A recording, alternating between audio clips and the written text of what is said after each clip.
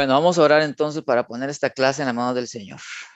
Amado Señor, gracias te doy por ser tan generoso. Gracias te doy por permitirnos llegar hasta aquí, Señor, por la fidelidad de cada uno de mis hermanos, Señor. Gracias por la vida de ellos, Señor, porque tienen deseos, Señor, de ti. Tenemos deseos de ti, de tu palabra, de aprender. Yo pido tu bendición sobre cada uno de ellos. Yo pido tu bendición sobre sus familias. Yo pido tu bendición sobre sus trabajos y ministerios. En el nombre de Jesús. Y ahora le pido a usted, mi hermano, mi hermana, como todas las clases, hable un momentito con el Señor, ¿sí? No entremos así en frío, nada más a recibir materia. Cierre sus ojos un momento, deje lo que está haciendo y hable un momentito con el Señor. Dígale gracias, Señor. Como siempre le digo, si usted tiene una carga en su conciencia porque le ha fallado, pídale perdón. Si tiene alguna ansiedad, alguna lucha, algo que está pasando, tome un momentito y ore, ¿sí? Por favor, se lo pido. ¿De qué nos sirve todo esto? ¿De qué nos sirve aprender técnicas y cosas y todo si no vamos a Dios en oración? De nada nos sirve. Todo lo que hacemos es para conocer más a este Dios y amarlo más, al Dios vivo y verdadero. Así que hable un momento con Él, dígale lo que usted está pasando. Si usted está bien y no tiene ninguna carga ni ninguna otra cosa, entonces dele gracias por todas las bondades. Alábelo un momento, eleve su voz ahí, levante sus manos y dígale, Padre, gracias por todo lo que has hecho. Padre, gracias por amarme de la manera en la que me amas, Señor, por fijarte en mí cuando yo no lo merecía. Hable un momentito con el Señor. Señor, te alabamos, Señor. Estas 40 personas que estamos aquí, alabamos tu nombre a esta hora, a las 7:22 de la noche, nos unimos para alabarte, para darte gracias, para exaltarte, Padre bueno. ¿Quién hay en los cielos sino tú?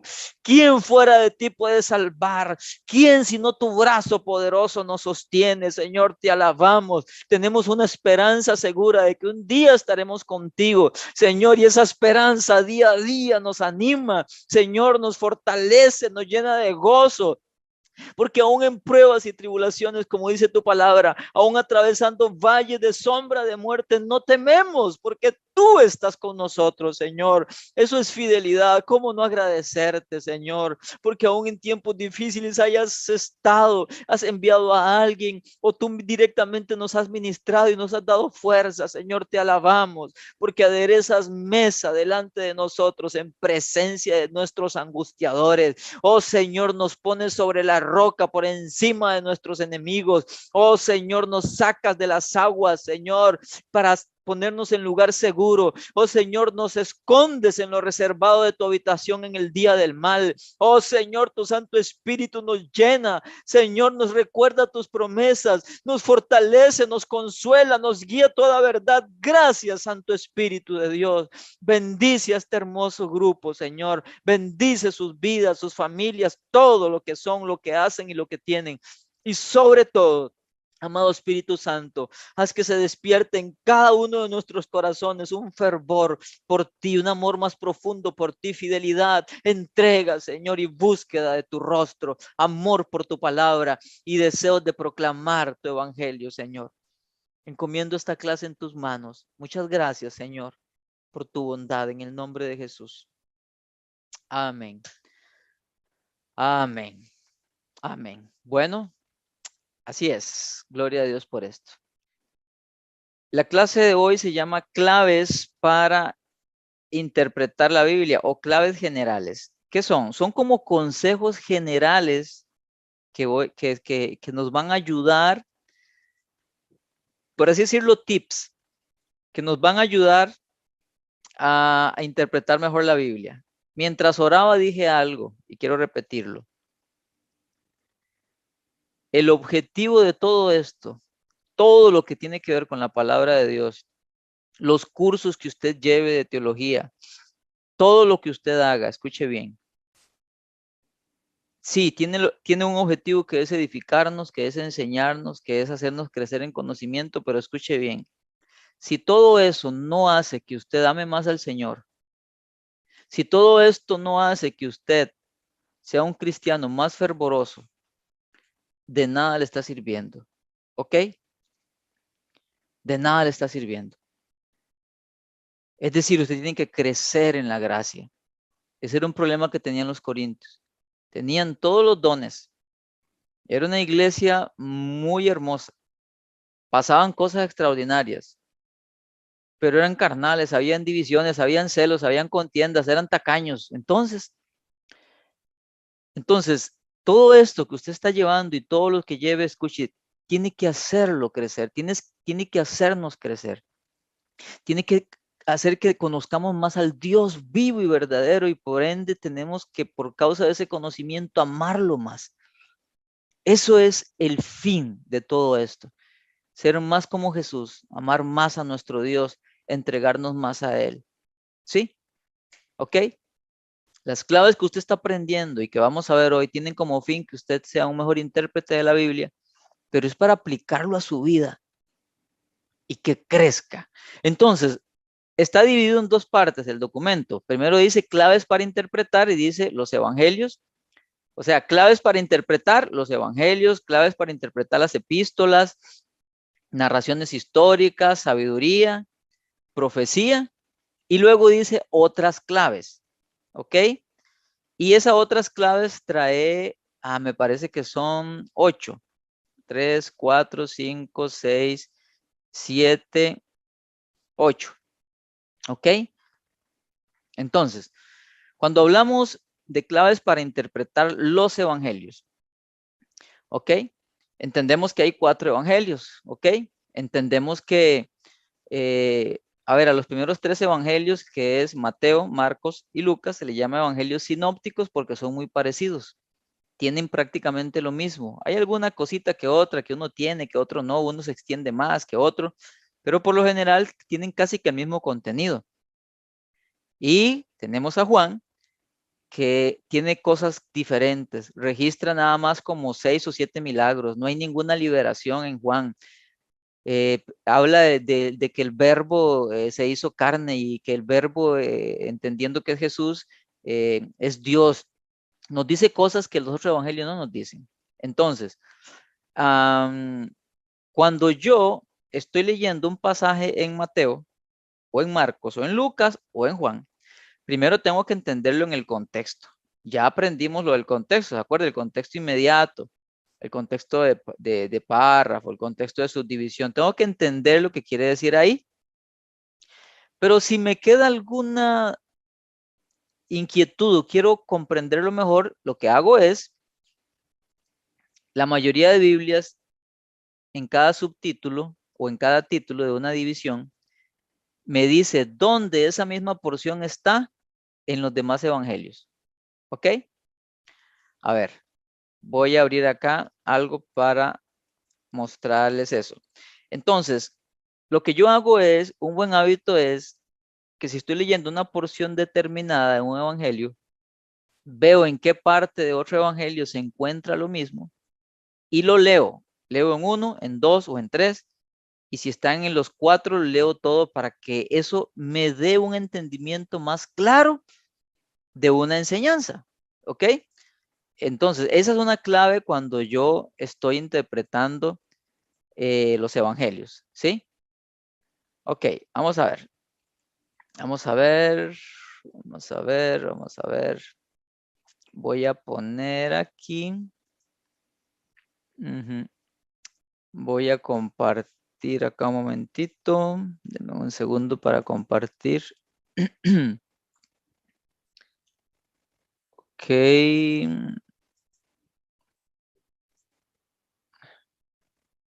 Ok, vamos a ver acá. Y luego vamos a abrir a...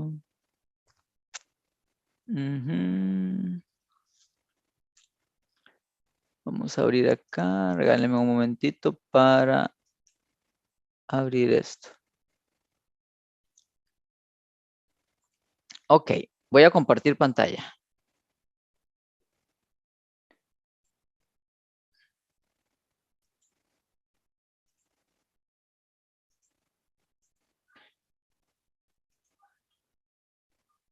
Ahí va. Aquí estoy en Marcos capítulo 5. ¿Ok? Marcos capítulo 5. Si ustedes ven el título de esta división o esta subdivisión, dice Jesús sana a un endemoniado. Si ven aquí la pestañita, estoy en la Nueva Traducción Viviente. Igual si me voy a la Reina Valera 60, luego dice Jesús sana a un endemoniado y luego me da otro subtítulo que dice el endemoniado gadareno. Ok. Sucede que ese evento también se encuentra en los otros evangelios. Para yo saber en cuáles está, hay dos formas. Ok, si usted usa una Biblia de papel, como esta, y yo me voy a Marcos capítulo 5,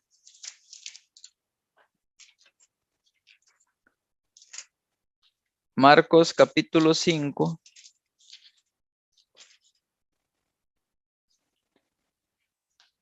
quizás no lo vayan a ver, ¿verdad? Pero bueno, es para que tengan una idea. Quizás no se vaya a ver bien. Aquí, donde tengo el dedo, dice Marcos capítulo 5, tiene el título y hay debajo del subtítulo, supongo que no lo van a ver, pero solo para que sepan, debajo del subtítulo hay unos paréntesis y me dice dónde en los otros evangelios está el mismo pasaje, el mismo evento. ¿Ok? Algunas Biblias traen eso y es de ayuda. Tiene esas referencias cruzadas. Entonces, por ejemplo, en esta que les mostré, yo sé que quizás no lo vayan a ver, es muy pequeñito y la cámara no está diseñada para eso, pero ahí dice el endemoniado gadareno y entre paréntesis dice Mateo 8 del 28 al 34, Lucas 8 del 26 al 39. Significa que este evento del endemoniado gadareno que está en Marcos 5 también lo puedo leer en Lucas 8 del 28, perdón, en Mateo 8 del 28 en adelante y Lucas 8 del 26 en adelante. Si uso el software este que estoy usando, ¿cómo lo hago? Yo vengo, escojo la versión Nueva Traducción Viviente en Biblia. En comentario, escojo también Nueva Traducción Viviente. Y vean lo que me tira aquí a la derecha. Me dice, otros manuscritos dicen gadarenos, incluso otros dicen gergesenos. Y luego dice ver. Ver. ¿Ver qué? Aquí me está diciendo que esto que estoy leyendo en Marcos, este episodio, también está en Mateo 8:28 en adelante y Lucas 8:26. La información que me da la Biblia de papel me la da también este software. ¿Ok? Entonces, eso es de utilidad porque me ayuda a profundizar más. Y si usted, no sé si alguna vez lo ha hecho, pero si usted pone detalles, si usted le pone atención a este evento, se va a encontrar que Lucas dice algo que no lo dice Mateo ni lo dice Marcos con respecto al lugar donde van los demonios. ¿Alguien sabe cuál es esa palabrita que está en Lucas? Sé que lo estoy agarrando en frío, pero ¿hay alguien que sabe de qué estoy hablando? Hay una palabra, vea, le voy a ayudar, de un lugar a donde van los demonios, que lo dice Lucas, pero no lo dice Marcos ni lo dice Mateo, aunque tienen el mismo evento. Ajá, José Luis Madrigal, El Abismo. Así es. Pregunta, intérpretes. Pregunta. Antes de hacer la pregunta, los demonios le dijeron al Señor Jesús, no nos envíes al abismo, permítenos ir a los cerdos. ¿Sí? Si usted no sabe lo que estoy hablando, le invito a que lea estos tres pasajes, estas tres porciones en los tres evangelios. Ahora, para los que sí saben de lo que le estoy hablando, aquí nuestro amigo José nos dijo, abismo. Él dice, los demonios dicen, no nos envíes al abismo. Pregunto, ¿es correcto orar o yo tengo la potestad de enviar demonios al abismo? ¿Sí o no? ¿Por qué? José Gómez dice que no. ¿Por qué, José? Ahora el micrófono.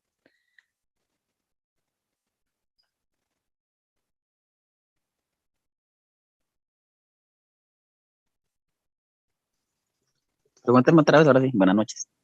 ¿Cómo? Dijo que sí, no sabe que. Ah, no, entonces no se la puedo valer. Es A que ver, ella porque ¿por qué dijo le que dijo sí? que no, vamos, ¿Por qué dijo que sí? porque, no. ¿Por qué dijo que no? Perdón. Oye, porque Jesús dijo que no, ¿Ah? si Jesús dijo que no, porque te dijo que Jesús dijo que no, o sea, que no te lo mandara. No, Jesús no, yo no dije que Jesús dijo que no. Yo dije que ellos le dijeron a Jesús que no los mandara, los demonios le dijeron. Mi pregunta es, Ah, si nosotros porque, podemos enviarlos al abismo, a los demonios, sí o no. Usted me dijo, ¿qué me dijo usted? bueno, es que digamos que toda la autoridad está sobre Jesús, digamos, o el Ajá. hombre, digamos, yo por mí propio no puedo mandar a nada, digamos, a nadie, a alguien, solo, digamos, solo Jesús a través de Ajá. él. Ok, bueno, esa es su opinión. Gracias. ¿Alguien más? ¿Alguien más? Estoy tocando este punto porque es algo muy recurrido entre los cristianos evangélicos, entonces yo quiero escuchar. ¿Alguien John, más? yo pienso que se puede mandar al abismo. Ok. Jesús te ato y te manda al abismo y se van. ¿Usted cree que nosotros sí podemos? Ok, Sí, yo digo que sí, en ok. nombre de Jesucristo. Gracias, José. ¿Alguien más? John, bendiciones. Ajá, Bueno, Jesucristo le dio autoridad a los discípulos para echar fuera demonios, ajá. pero fue a los discípulos. Ujú, Y bueno, yo contesté que sí, pero en ajá, realidad a quien le dio autoridad fue a los discípulos, no a ajá. nosotros. Ok. ¿Usted cree que los Y lo discípulos, hemos usted cree que los perdón, discípulos los discípulos sí podían? sí, Ok, o sea, ellos sí podían echar fuera demonios. Se ok, supone, bueno, se supone no, nos han enseñado que nosotros también podemos hacerlo, ok. pero es lo mismo echar fuera un demonio que enviarlo al abismo. no, Ah. no, porque oye, y cuando yo lo echo fuera, él se va, ¿para dónde se va? Él verá para dónde se va. Ok, Y si está. uno está medio chueco, me decían a mí cuando estaba chiquitilla, si usted abre los ojos, se le pega a usted. Ok, en resumen, usted dice que sí podemos enviarlos. No, enviarlos no. O sea, es que, eh, o sea, Ok, ¿cómo demos te su explico? respuesta. ¿Podemos o no podemos? Enviarlos al abismo no, ¿Por qué? porque en ninguna parte de la Biblia lo dice. El Señor les dio autoridad a los discípulos. O sea, la Biblia es muy clara a ¿Y, los discípulos de echar y usted cree que fuera demonios. usted cree que los discípulos sí podían enviarlos al abismo? No, era echarlo fuera. Nada más. Ahí es muy claro, echarlo fuera y ya. Ok, muchas gracias por su participación. Un pasaje Ajá, donde dice que le dio potestad de hollar serpientes y escorpiones. ajá. En Eh, Lucas 10, ajá. ajá, entonces, de ahí, si dio esa potestad para hacer esas cosas, me imagino que sí, porque dice que si nosotros somos coherederos con Cristo, Ajá, eh, entonces se supone que nosotros también podemos hacer cosas que Cristo nos dejó, porque también dice que cuando nos hiciera falta algo, era cuando nos iba a mandar al Espíritu Santo como el Consolador, o sea, algo como para guiarnos. ok, Entonces, de ahí diría yo que sí. ok, gracias por su respuesta. Vamos a escuchar a Grady y terminamos. John, yo pienso que no es cualquier persona que se pueda poner a estar echando demonios a nadie, Ojo, porque tiene que ser una persona. perdón. Yo no estoy hablando de echar fuera demonios, estoy hablando de si podemos enviarlos al abismo. Ajá, pero es que enviarlos al abismo y sacarlos de la persona es lo mismo. ¿Usted cree que es lo mismo? Ajá, y pienso que no es cualquier persona que se puede poner a eso. Ok. Porque, o sea, tiene que estar como muy preparado espiritualmente para decir, yo puedo sacar este demonio y mandarlo a un abismo. Ok. Ok, muchas gracias por su respuesta. Quería decir otra cosa Ajá. con respecto a lo que la compañera dice, pero si se supone que nosotros vivimos en Cristo, se supone que tenemos que estar preparados para todo eso. Muy bueno Entonces, eso, muy bueno, sí. exacto, tenemos que estar preparados para todo eso. Ajá.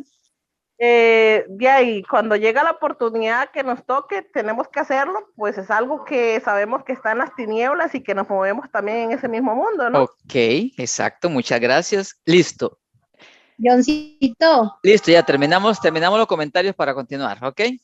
Ok, vamos. Vieras que, bueno, después de este curso yo quiero dar 1 mes, 2 meses de receso y quiero dar otro. Y tengo algunas ideas del siguiente curso, ¿verdad? Pero vieras qué tentación tengo desde hace como 1 mes de dar un curso relacionado con este asunto de la liberación y todo eso, porque es algo que es muy útil, ¿verdad? Y ahorita que estoy hablando de esto, otra vez se me viene a la mente, ¿verdad? Pero vamos a ver qué me guía el Señor en el siguiente curso, de que vamos a dar. Ahora, vean qué interesante. Los demonios le dicen al Señor Jesús, no nos envíen al abismo. Eso solamente lo registra Lucas, no lo registra ni Marcos ni Mateo en el mismo evento. ¿Ok? Ahora, yo quisiera, me veo muy tentado a dejárselo como una tarea, pero no. Ok, pero yo quisiera sembrar en usted la inquietud de que usted investigue. Ya usted tiene las herramientas para hacer una investigación como esta. Y yo le recomiendo que usted investigue. Yo voy a darle una respuesta ahorita, pero yo le recomiendo que usted lo investigue. ¿Por qué el sí o el no? Ok, bueno, la respuesta es un rotundo no. Ningún ser humano, ni ningún apóstol, ni de antes ni de ahora tiene la potestad de enviar a un demonio al abismo. Ni siquiera Jesús lo hizo. Aunque Jesús sí podía hacerlo, él no lo hizo. ¿Por qué? ¿Por qué Jesús no lo hizo? Porque sucede que Dios, cuando diseñó todo, creó todo en dispensaciones. O sea, él hizo todo hermoso en su tiempo y todo tiene un tiempo. Él, por así decirlo, hizo una línea temporal donde todo tiene un tiempo. Tenía que esperarse un tiempo específico para que Jesús viniera. Era un tiempo específico para que él empezara a hacer milagros. Era un tiempo específico para que él fuera a la cruz. Era un tiempo específico para que él resucitara y así todo. ¿Ok? Ahora, lo que la Biblia sí nos... a ver, si usted tiene una línea doctrinal bautista, la mayoría de ellos creen que no, que nosotros no podemos echar fuera demonios porque solamente eran los apóstoles, ¿ok? Si usted no tiene una línea doctrinal bautista, sino que es pentecostal, como yo y muchos acá, nosotros creemos de que sí se nos da la potestad de echar fuera demonios, ¿ok? Y eso lo vemos en diferentes textos, pero no lo voy a profundizar ahorita porque no viene al caso. Entonces, una cosa es que tengamos la autoridad de echar fuera un demonio de una persona y otra cosa es enviarlos al abismo. ¿Por qué? Porque cuando usted estudia el tema, y por favor le invito a que lo estudie, usted se va, me gustó algo que dijo ahí, no sé, Gabriela creo que fue, dijo, usted cuando dio el curso de escatología, nosotros hicimos un curso de escatología, ahí está, si quiere llevarlo, ella dijo, usted dijo que no, qué buena memoria tiene. Sucede que el abismo es una prisión y hay demonios encarcelados, ángeles caídos y hay demonios sueltos. Y sucede que a esa prisión en la Biblia solo se registra a un ser espiritual que va a ser enviado ahí por 1000 años. ¿Quién es? Satanás. Eso, Satanás. exactamente. Eso está en Apocalipsis, no recuerdo si es el capítulo 11 o por ahí, por ahí, el 11 para arriba. Ahora, la Biblia solo registra que en un momento determinado, en el tiempo de la gran tribulación, un ángel, por orden de Dios, va a descender del cielo con una cadena, va a atar a Satanás y lo va a enviar al abismo. El abismo es una cárcel, es una prisión, ¿ok? Y solo, ahorita hay seres endemoniados, hay seres encarcelados, sí, ¿ok? La Biblia registra a ángeles que están encarcelados, en cárceles de oscuridad, que van a ser sueltos, por cierto, en el tiempo de la gran tribulación. Después de la tribulación, me equivoqué con este dato, después de la tribulación, al inicio del milenio, es que Satanás va a ser encarcelado. No en la tribulación, corrijo, es Después de la tribulación, cuando comienza el milenio, Satanás va a ser encarcelado en el abismo. El abismo es una prisión. ¿Por qué Jesús no los envió? ¿Ok? Porque no era tiempo. En la dispensación de Dios, en el diseño de Él, no diseñó que ningún demonio fuera encarcelado, excepto Satanás en el tiempo del milenio, y al final todos los seres demoníacos sí van a ser arrojados al lago de fuego y azufre, que es un lugar de tormento. Pero antes de eso, no. Por eso Jesús no lo hizo. Y por eso yo cuando oro no puedo, bueno, sí puedo porque lo hemos hecho muchas veces, ¿verdad? Y tampoco es que sea un pecado, pero no es correcto bíblicamente hablando que yo envíe a un demonio al abismo, porque ni Jesús lo hizo. ¿Quién es usted y quién voy a ser yo para hacerlo? Y usted me podrá citar Juan 14:12 que dice, pero ahí dice que haremos mayores cosas que la que Jesús hizo. Bueno, si usted investiga y estudia bien ese versículo, no se refiere a milagros. Ese versículo dice, y las mismas obras que yo hago, ustedes harán. Y luego dice, y aún mayores, pero las obras mayores no son milagros. Hasta ahorita no sé de nadie que haya caminado sobre el agua sin hundirse. El que lo intentó fue Pedro y no le fue bien. No conozco a nadie que haya hecho ese milagro. Y si ese milagro no lo han hecho, no pueden hacer milagros mayores que lo que Jesús hizo. A lo que se refiere ese texto es a la expansión del evangelio. La iglesia llegó más largo que lo que Jesús llegó cuando estaba en carne aquí en la tierra. Jesús solamente se dirigió ahí a un poblado que es registrado por la Biblia. Pero la iglesia luego llegó más largo, hizo mayores cosas que la que Jesús hizo en el sentido de la expansión del evangelio, pero la iglesia lo hizo por el poder de Cristo. Sí, a eso se refiere ese pasaje. No se refiere a milagros en calidad mayores, sino en la expansión del evangelio. Tal vez cosas que no están registradas en los evangelios, por ejemplo, no se registra que Jesús haya agarrado un paño y se lo haya dado a alguien para que lo llevara a sanar, pero un apóstol sí lo hizo. En ese sentido, ¿ok? Son cosas que Jesús no hizo, pero no son más grandes en poder, porque nuestro poder procede de Jesús y no podemos tener más poder que Jesús. Él dijo, el alumno no es mayor que el maestro. ¿Ok? Entonces, volviéndome para atrás, si Jesús no envió a un demonio al abismo, créame, ni usted ni yo lo podemos hacer porque no tenemos esa potestad. Y no hay ningún registro en el Nuevo Testamento de un apóstol enviando a un demonio al abismo. Solo los echaba afuera. Y Jesús dijo que cuando salían iban a lugares secos, buscando a dónde reposar. ¿Ok? Entonces no es bíblicamente correcto que yo envíe a un demonio al abismo, porque aunque lo haga, no se va a ir, porque no podemos hacerlo. Yo quería aportar una cosa ahí que antes se me fue, así como dicen de viaje. Sí, adelante. Que cuando Jesús, el endemoniado, él le sacaron los demonios, dice que él le dijo que no los mandara al abismo y lo que hicieron fue que se metieron en los cerdos. Sí. Entonces ahí es donde también registra de que Jesús no los mandó al infierno tampoco, como decía usted antes, sino que se alojaron en los animales esos. Exactamente. Y después los animales se ahogaron y se entiende que al ahogarse ellos tienen que haber salido de los cerdos y otra vez vuelven a andar ahí libres. ¿Ok? Listo, entonces, bueno.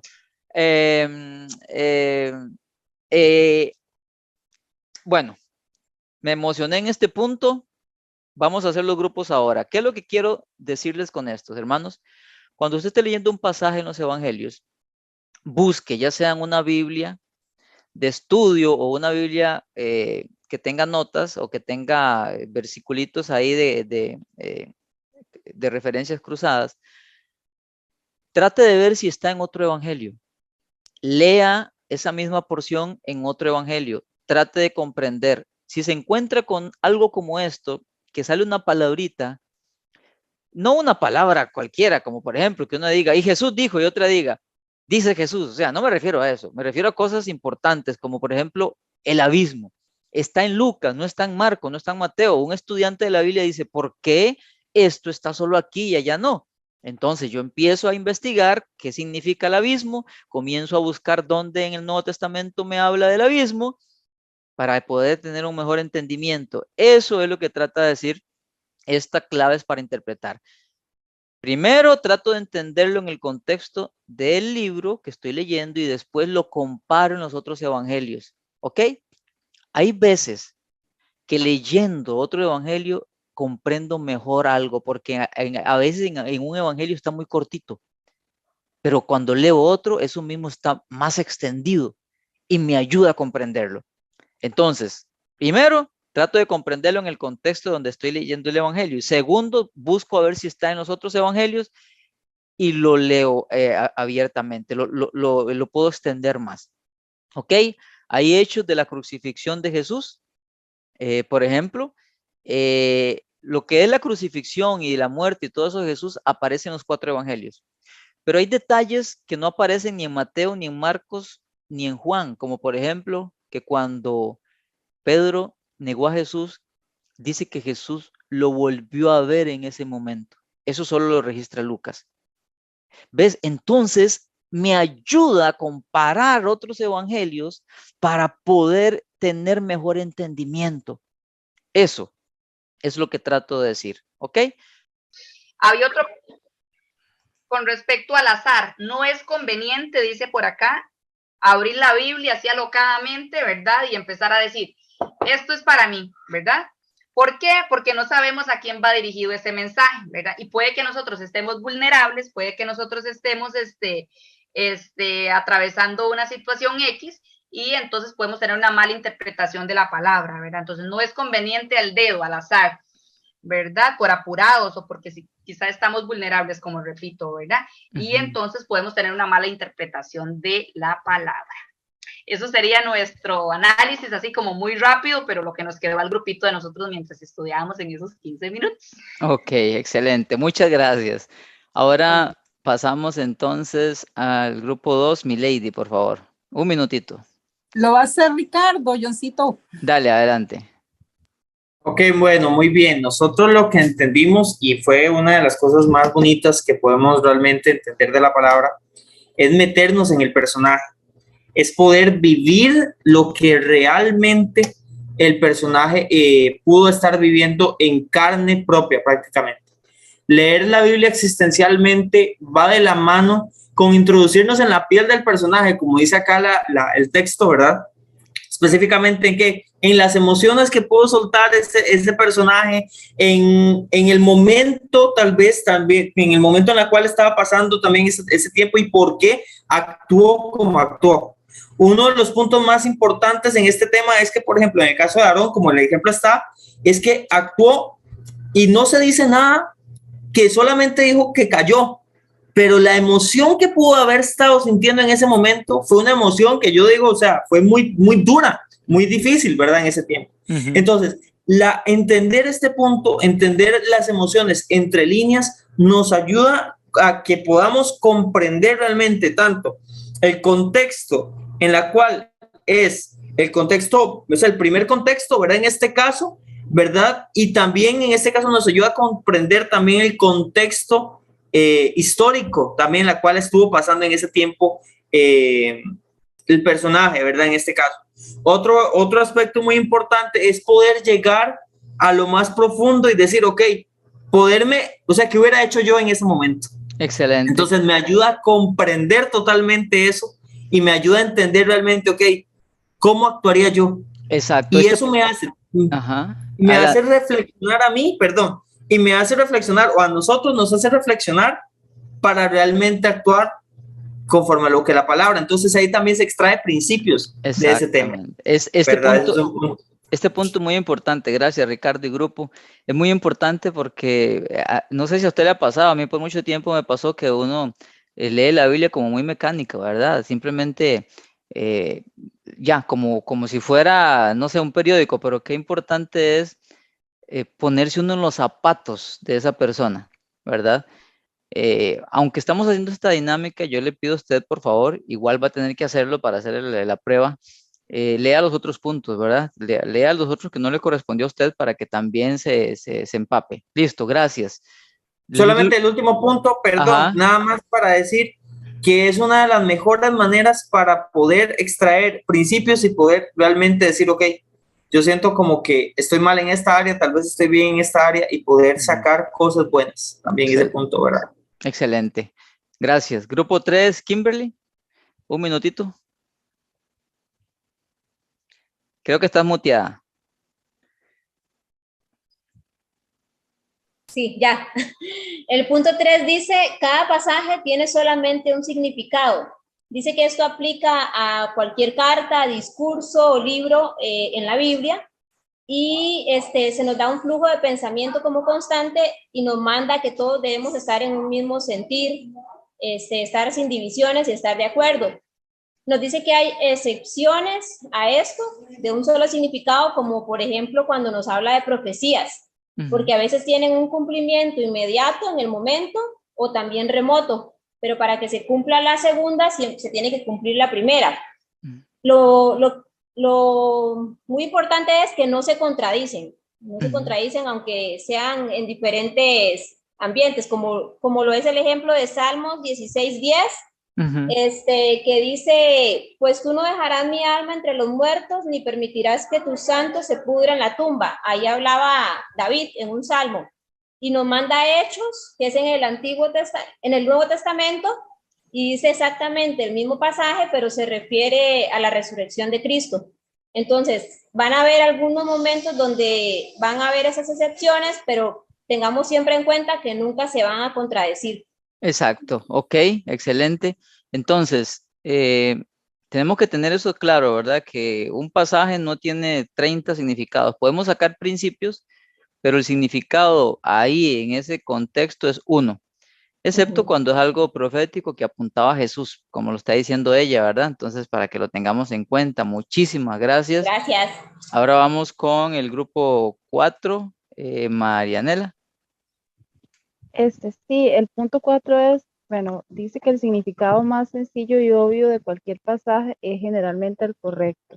Entonces, nosotros interpretamos que el mensaje hay que interpretarlo de la forma más simple, digamos, hay que darle un significado más simple. Aquí dice también que debemos de buscar y aceptar la interpretación más natural para cada texto. Y nos habla de que hay gente, digamos, por ejemplo, que a agua le quieren dar otro significado. Entonces decía que si Dios nos habla de una manera muy natural, así, entonces nosotros usar ese lenguaje también en la palabra de Dios, porque como usted decía una vez, hermano Jonathan, que hay gente que dice, ay, pero ¿qué querrá decirme el Señor en este pasaje? Y buscan y buscan y buscan con tal de encontrarle, digamos, a otro significado y lo sacan de contexto. Entonces, exactamente, exacto. aquí hablaba... Adelante, sí, adelante. No, que aquí hablaba, digamos, de que, por ejemplo, eso, del tema del agua. Hay gente que dice que agua no significa lo que significa, sino que le dan otro que es como palabra, ¿verdad? Entonces, hay que tener cuidado con eso para no tampoco sacarlo de contexto, como usted nos explicaba un día también. Y también para no caer en alegorizar, ¿verdad? Que también que es peligroso. Excelente. Muchísimas gracias, Nela, muchísimas gracias. Bueno. Vamos al grupo 5. Buenas noches. Buenas noches, adelante.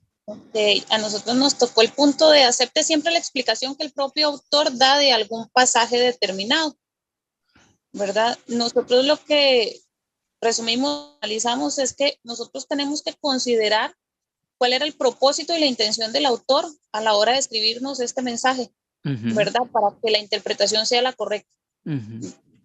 Nosotros tenemos que entender en el caso como en el que dan acá, que es una definición, ¿verdad? Que usan el ejemplo de perfección, que nosotros tenemos que entender cuál es la definición o qué es lo que él quiere transmitir en base al contexto de lo que está escribiendo para que volvamos al punto de hacer la interpretación correctamente. Y que lo que el autor quiere transmitir sea lo que nosotros podamos interpretar para no desviarnos, como se ha estado hablando en los otros grupos, sobre todo, digamos, en el punto 3, que me llamó la atención también, que dice que es un solo significado. Entonces, que nosotros podamos ver que lo que nosotros estamos interpretando está de la mano con lo que el autor realmente quería transmitirnos. Exactamente. Por ejemplo, ahí viene el ejemplo de la palabra perfecto, ¿verdad? De Hebreos 6. Ajá. Y ahí nos dice, el mismo autor nos está diciendo ahí, ¿cómo sabemos que la palabra perfecto se refiere a alguien maduro, a alguien que ya ha crecido?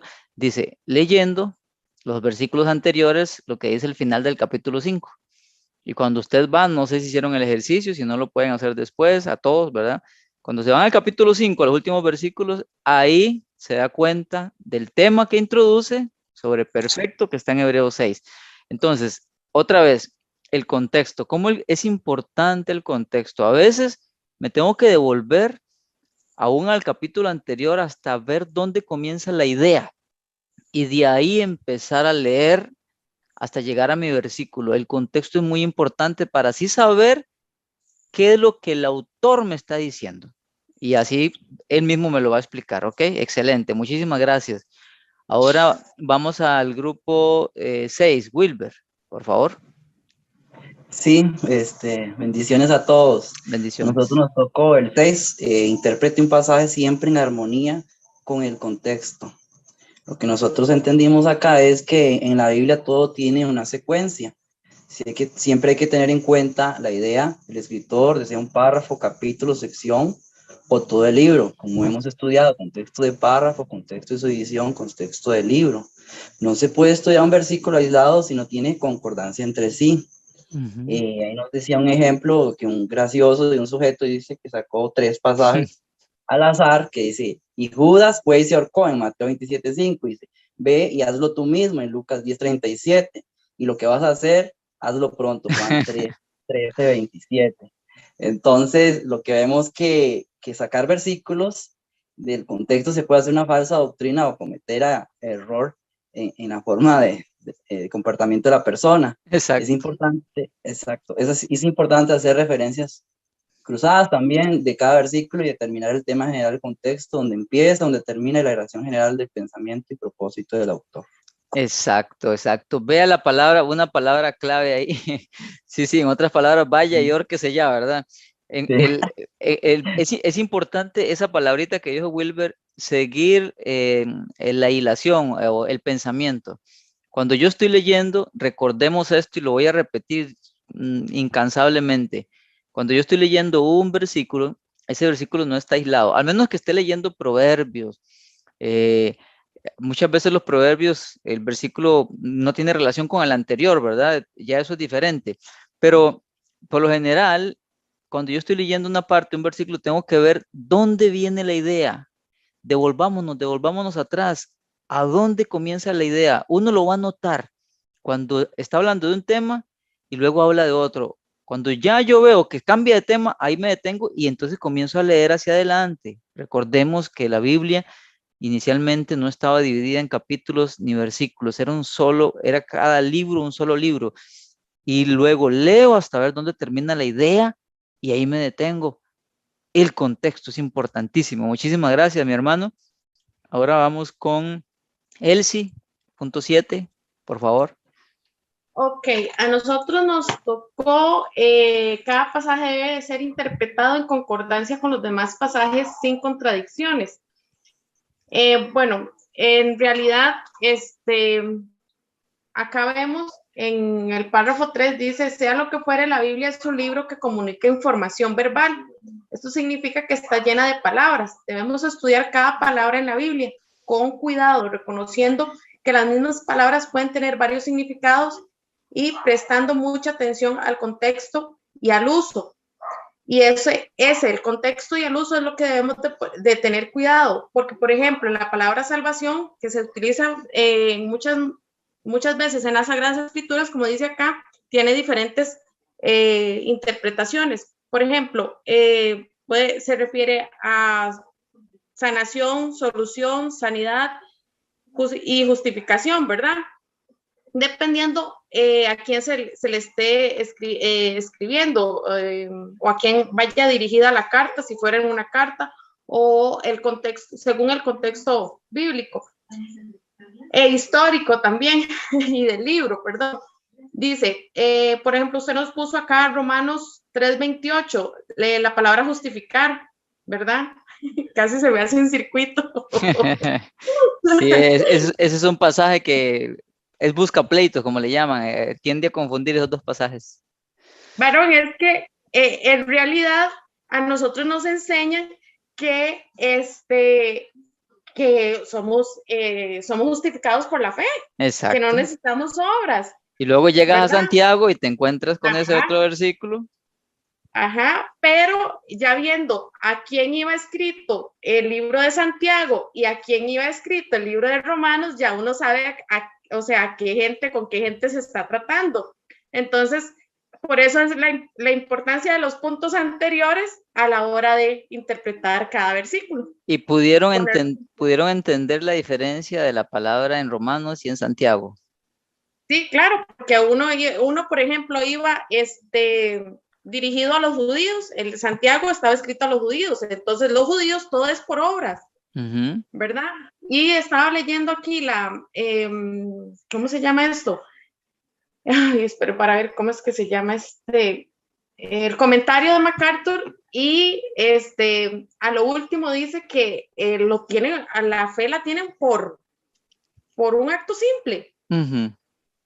Entonces, y ¿cómo es que se llama? En Romanos es a los gentiles, es a una comunidad gentil, que Pablo escribe su carta, ¿verdad? Entonces, es como que con más amor, con más canestenia, para que no les cueste tanto, no le pida tanto requisito, porque ya están aprendiendo, y la verdad es que es no saturar a la gente, sino que, o sea, usted cree en Dios, y ya por su fe en Dios, usted empieza a hacer buenas obras. Era lo que yo le decía a los chiquillos.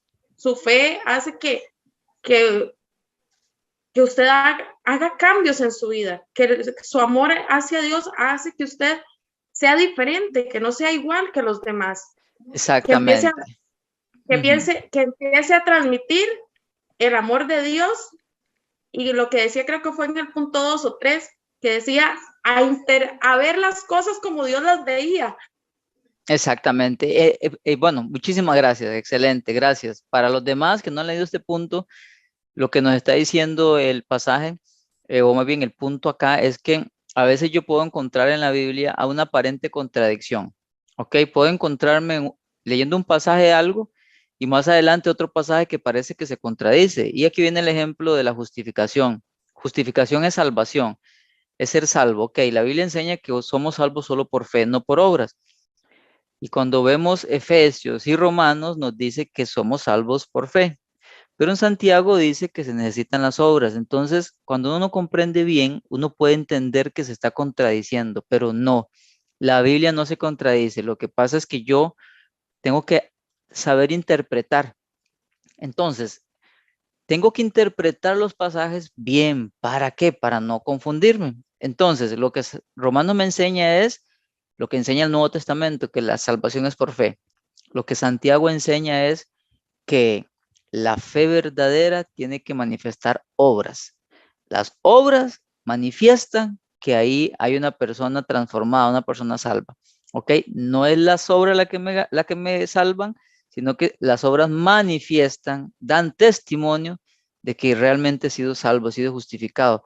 Entonces, recuerden esto, cuando se encuentren ante dos versículos que parece que se contradicen, no se contradicen. Lo que pasa es que hay que saber cómo interpretarlos. Y terminamos con Vicky. Punto 8. Nosotras entendimos que si hay un versículo difícil, buscamos otros versículos similares y de todos tomamos el más fácil para poder entender. Y de igual forma tenemos otras fuentes en las cuales nos podemos apoyar, como diccionarios bíblicos, concordancias, Biblias de estudio. Y eso es interesante. Excelente, excelente. Muchas gracias, Vicky. Ahí viene el ejemplo del nuevo nacimiento, ¿verdad? De nacer de nuevo. Juan 3, nacer de nuevo es algo que cuando uno no lo ha entendido bien es confuso. Entonces, ahí lo que dice Vicky, que nos dice acá, consultemos concordancias, vemos a ver este pasaje a ver cómo se usa en otras partes, la palabra, para entender a qué se refiere el nuevo nacimiento. ¿Ok? Entonces, ¿puedo agregar ahí al 4, al 8? Ajá. Ahí mismo, en ese mismo pasaje, en el 3, pero en el 4, ahí mismo Nicodemo, ¿verdad? Le dijo Jesús, porque Nicodemo tenía otro pensar de que cómo iba a nacer de nuevo siendo viejo. Sí. Y yo que era volviendo a meterse en el vientre de la mamá y volver a nacer. Pero ahí Jesús le explicó ese pasaje, ¿verdad? Exactamente. Nacer de nuevo. Ahí entonces ahí mismo, ese mismo párrafo nos está... Exacto, el mismo contexto me lo está enseñando. Amén. Exactamente. Siempre que usted se encuentre ante algo que no entiende, puede hacer dos cosas. Uno, bueno, haga tres cosas. Uno, siempre hágalo y es orar. Señor, por favor, ayúdame a entender bien esto, no lo entiendo. Dos, si no tiene herramientas, consulte a alguien. O aunque tenga herramientas, si usted investiga como el software que les di, estudie, investigue, pero luego pregúntele a alguien. Comparta con alguien. Eso es bueno, ¿sí? Yo recuerdo así rápidamente, ya para terminar, hace muchos años, yo no entendí un pasaje, y aquel pasaje que decía de tirarle la perla a los cerdos, ¿verdad? Y yo empecé a orar porque no lo entendía, y orar, Señor, enséñame qué significa este pasaje. Y recuerdo que como 15 días después llegó un predicador a esa iglesia cuando yo vivía en Heredia, y ese predicador llegó y empezó a predicar específicamente de ese pasaje. Y lo explicó con tanta claridad, y yo lo entendí. Yo estaba tan contento porque era una oración que le había hecho al Señor. Yo no tenía herramientas, no tenía material, no tenía nada, solo tenía una biblicita sencilla. Y Dios en su misericordia envió a esa persona para que, y yo pude entender. Siempre que se encuentre con algo, órele al Señor y siga leyendo. A veces más adelante te vas a encontrar con el significado, busca herramientas, pero ojalá, como les dije la vez pasada, no se meta a Google porque te puede confundir. Use herramientas como las que ya le di, use Biblias de estudio, etcétera, y consúltele a otras personas. ¿Está bien? Amado Señor, gracias te damos por esta clase tan hermosa, por las claves que nos has dado hoy para interpretar la Biblia. Gracias por instruirnos, por enseñarnos, Señor. Te lo agradezco mucho. Te pido que bendigas a mis hermanos, sus vidas. Bendice esta semana. Que tu favor y tu gracia esté sobre todos ellos a lo largo de toda esta semana. Que puedan ver tu bondad a cada momento, Señor. Y gracias te damos, Padre. Gracias por este tiempo. En el nombre de Jesús. Gracias. Amén, Señor. Bueno, llegamos al final. Recuerden que la otra clase ya es la última clase en sí de materia. Ya terminamos. Y la que sigue ya es el examen. Entonces, bueno, ya estamos llegando al final. Órele al Señor, porque queremos seguir dando otros cursos para que el Señor nos guíe, ¿verdad? Y pues también desde ahora les digo que los espero en los siguientes cursos. Chao, bendiciones, que tengan una bonita semana.